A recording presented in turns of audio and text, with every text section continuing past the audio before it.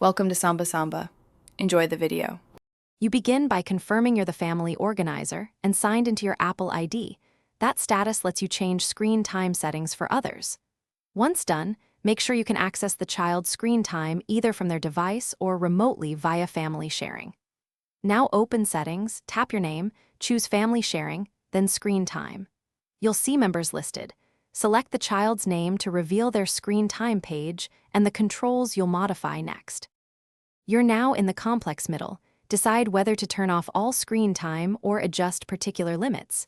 If you want everything off, scroll and choose Turn Off Screen Time for that child. Confirm when prompted.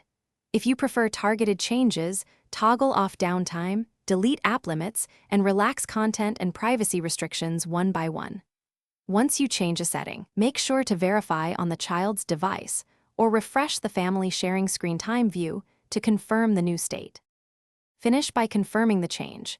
Go back to the child's screen time page and verify it reads off or shows updated limits. If changes didn't propagate, sign out of iCloud and back in, restart both devices, and ensure both run compatible iOS versions. Syncing issues often cause delays. If you can't make changes because a screen time passcode blocks you, reset that passcode from Settings, right arrow Screen Time, right arrow Change Screen Time Passcode, or use device recovery if necessary. Thanks for watching. Consider subscribing if we helped you.